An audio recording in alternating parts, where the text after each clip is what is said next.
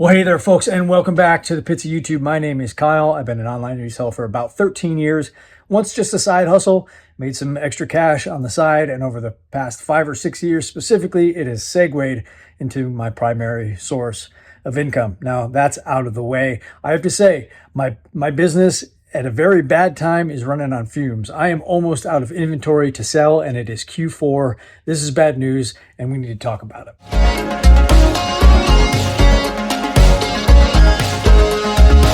So I got a little bit of a smidgen here. I've got some good news and I've got some bad news.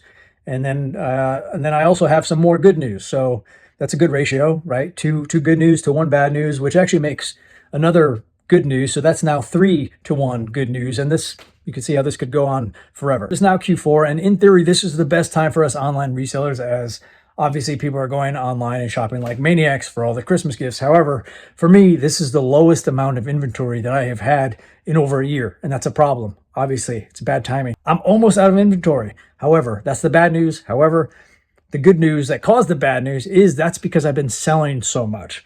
But it's not good that I have now basically run out of inventory. I have a certain amount of items in my store, but I'm not adding to it, and I need to do that. Taking a quick glance at my numbers, you can see that I have a little over 800 sales over the past 90 days, and I currently only have a little over 200 listings. And that stuff at my current sell-through rate, which is, I don't know, a little north over 350%.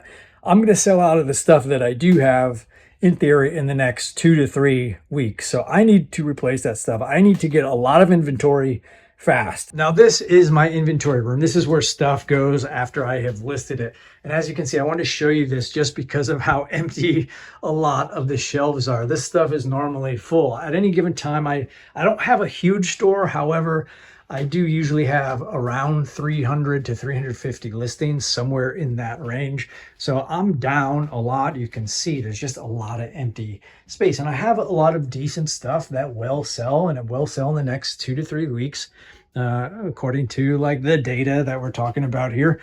But you can just see a lot of empty buckets, and these things need to be filled. And you can see even the ones that have stuff in them are only about half full. I want to ask you a couple of questions. One is, where do you primarily source for your inventory? And also follow up to that, what's your favorite place to source? They might not be the same places. Like my favorite place to source is storage units. I love buying old storage units. However, that's not where I primarily source stuff. So I'd like to hear your answers to that. And also I want to hear, like, where do you find the most stuff that you sell? And also the highest quality. Those could all be different answers. So which brings me to this. I love shopping at thrift stores and garage sales. Obviously, the time of year, there's not a lot of garage sales right now. And thrift stores, while I do love going to them, there's not enough thrift stores and there's not enough merch at thrift stores to sustain the current needs of my life and my business, as my sell-through rate obviously is very high. I need more stuff than I can find, than I can source at thrift stores. I mean, my iced coffee budget alone is at like $3,942. That's a lot of stuff at thrift stores that I would need to find. So in situations like this, where I need a lot of stuff in a short amount of time, I turn to liquidation and specifically lost cargo auctions. And that's what I did this past week. I bought 3 pallets, 3 lots of lost cargo. I spent just under $1,600 for these, and I thought it'd be cool to show you guys what I found. So let's take a look at it. So this is what it looks like. That is a general merchandise pallet. This is a clothing pallet. Everything in this particular one is clothing. Most of it anyway. Sometimes some other things find their sneaky way in there. A lot of stuff you will see is Old Navy, cheaper mall brands, Forever 21, maybe some things like 9 West or H&M, that kind of stuff. You also see a lot of Shein and non-brand stuff that comes from China and overseas. This stuff usually is brought straight to a thrift store. Sometimes I sell some of it to my friend who owns a thrift store, and he pays me basically pennies on the dollar, but it's better than nothing. And then there's a good, say 20% of this box is stuff that I end up reselling on eBay, somewhere in 15-20%. So it's not a lot. A lot of this stuff does end up going out the window, but the 20% that I am able to sell actually makes up for the cost of the box plus so much more. So you'll see a lot of this stuff is brand new, which is really cool. Makes it very easy to sell. and kind of just sifting through so you guys can see. This box weighed roughly 320 pounds or something like that. There's a lot of brands that I don't know with these clothes, like the Brunt. Never heard of this before, but it looks like they're worth, I don't know, 16 bucks or so. I'm going to lot them up. There's a few in there. Figs, it's a medical wear like scrubs and such, and they have some value depending on what it is. Always good to sell. So that was a good 30 bucks or so. This, not familiar with this brand, so I put it aside to look up later. A lot of this stuff I don't know right when I'm first looking at it. So I make multiple piles of stuff that I know is going straight to a thrift store, stuff that I know my friend will buy, stuff that goes to a flea market, and stuff that I know will sell on eBay. This is Good Rider. Seems like their stuff kind of sells anywhere from 20 bucks to 120 bucks. So depending on what the item is, and I'll look that up later. Then you can see here, this is general merchandise. So you don't really find clothing in here. This is just, as it states, just general merchandise, a little bit of a catch-all. If it's it's kind of hard retail goods. You can see a lot of this stuff goes straight to a thrift store. Some of this stuff is packaged. You can see this is an Amazon package. It's unopened. I don't know what's in there quite yet. But same thing with this. A lot of brand new stuff, which makes it convenient to sell online. Again, same thing with the clothing. A high percentage of it does end up not being saleable online. And then this is a good find. I think this sells for about 70 bucks. It does have some damage to the package, so if I get 55 bucks for that, that's still a good score. This Bratz doll, a lot of toys in these things. I sell a lot of toys that end up coming through these things, and this is roughly 40 bucks with shipping, this Bratz doll, so that's definitely going to go online. And then there's a lot of these things. Same thing, just a lot of low brand stuff that you might not find in retail stores, but you can find it on like Temu or just random internet sites where people shop that I don't even know where this stuff actually comes from. This eye health track, just under 20 bucks. I'm not sure if I'm going to sell it on eBay or I'll sell it at a flea market. I'm not quite sure. That stuff I kind of decide in the moment later. I found this box. Actually, this bigger box, this Pommel Babe. It looks like it's worth more, but it's only about $60 with shipping. It's a travel crib.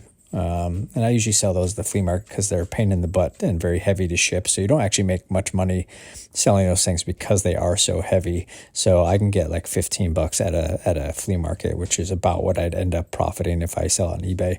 So these were pops. I get a lot of pops in the mail, and usually I don't, unless they have a certain value of like $20 plus. I'll sell them online individually if it's that, but these were both under 20 bucks. So I put these aside and wait till I have, say, 20 to 30 of them. And then I lot them all up and I go straight to auction.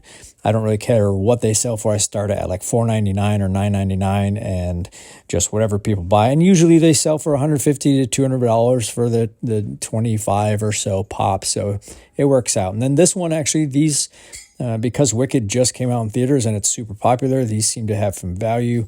I can lot these up. It looks like together they'll sell them for about 50 bucks. So that's what I'll do with these. So there are some pros and cons to these liquidation and lost cargo pallets. Some of the pros, the pro specific to this video is I get a lot of stuff. There's probably 250 items that I got overall that I'll be able to post on eBay, and then a whole bunch of stuff that I'm also going to be able to sell at consignment stores and at the flea market. So I got a lot of stuff in a short amount of time. I did pay about 1,600 bucks, so that does tie up some capital. It will take some time, to get that money back. It's going to be a couple weeks. It's not like spending $50 or $100 at a thrift store or in a weekend at thrift stores or garage sales. So I'm spending a lot of money all at once. I will be recouped. I tend to do pretty well on these things. I'll at least double my money. It's usually like 100% profit margin or thereabouts. So I spent just about $1,600. I do expect I'll profit about $1,600, which means the value of the stuff will roughly be $5,000 or so. We're talking about gross sales at that point. So the clothing pallet is done. This stuff over here is stuff that's going straight to my buddy's thrift store. He's going to pay roughly, $10 to $15 for this stuff. This is like Shein and cheap Chinese, like no non-brand stuff. Just stuff that to me would go straight to a thrift store for free. This stuff is going to a flea market, that little pile there. And then this stuff is all things that I'm bringing up to sell on eBay. And then there's some stuff here that I still have to look up. So the piles look a little erratic. I gotta organize here, but I'll just go through a few things. Like a lot of this stuff is, I'd say 20% of everything that you see is all like mall brand kind of stuff. So I bring this to consignment stores. I have two different consignment stores depending on what they are, but a lot of this stuff is mall brand things. I did get a few Viore, which is great. Viore, obviously, as you know, is a good brand. This shirt you can see on the price tag, pretty high. And I got a few Viore shirts. There's another one there. So just Viore, I think I ended up with like 6 or 7 of these like flannel or thermal type shirts. So that bucket's full. And then in here, there's another Viore. Looks like a sweater and jacket. Excuse me. 9 West bag. This actually will probably, I'll look it up, but this might end up going to a flea market. There's not a lot of value, I don't think, on eBay. Some random kids' clothes. Nothing too crazy outside of the Viores. Pretty good. Some socks that I tend to lot up on eBay, because you know they're only $10 to $15, so I'll probably lot these up together on eBay. Some shoes, which you know, it's off season. It is Christmas time, so maybe I'll still put these up. But otherwise, these are like, you know, for ocean and surfing, swimming shoes. So I got that. And I think I got another one over here. So one of the cons could be that the 80-20 principle. 80% of the stuff that I find in these pallets is stuff that just straight up is not saleable, even at something like a flea market. I do have some standards when of what I choose to take at the flea market.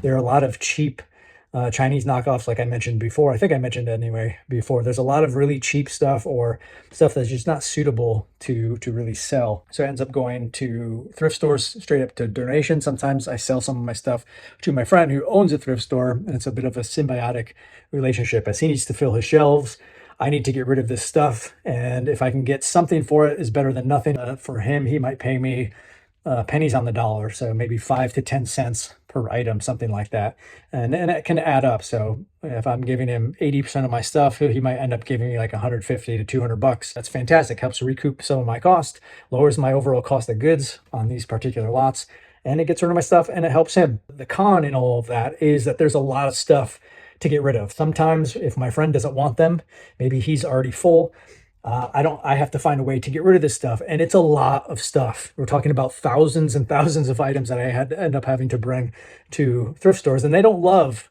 all the stuff when I roll up with my pickup truck that is full. The back seat's full and the whole back is full of those pallets. I fill up pallets. So I don't even know, I bring maybe 40 garbage bags worth of stuff. So if you don't have an outlet for getting rid of this stuff, it can be pretty overwhelming. So of those 3 pallets, this is the stuff that it boils down to. Obviously, it's a very small percentage of the thousands of items that were in the pallets. It really boils down to just that amount of stuff, plus those buckets are all full. I thought I'd show you a few of the better finds.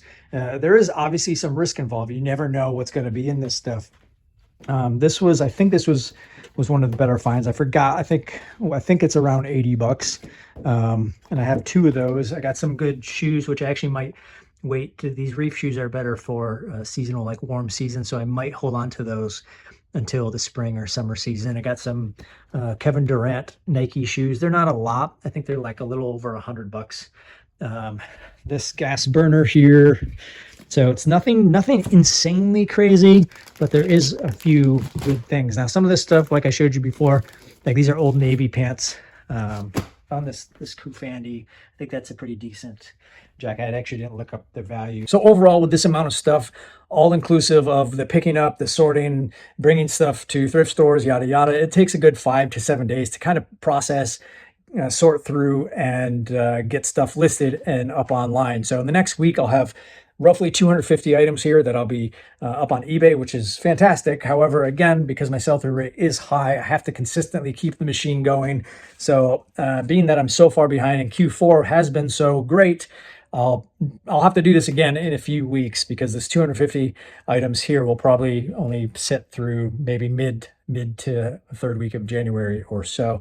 So we got to get back and doing this. But let me know, you guys, when you guys need a lot of stuff fast, what kind of options do you have? Have you done the liquidation pallets and the lost cargo pallets before? If you haven't, but you're curious about it, just Google lost cargo auctions, liquidation auctions in your area. There are a lot all across the US, especially near big cities. A lot of big cities offer this stuff, or you can actually hire trucking companies to deliver this stuff. I know a few buyers myself who do that, who live all across the country, and they have trucking companies, and shipping. Shipping is always an option. It does add a little cost, obviously, to the overall cost of buying these things, but it's certainly an option. And I have a lot of fun doing this stuff. So let me know, and thanks for watching, guys, and I will see you guys on the lots.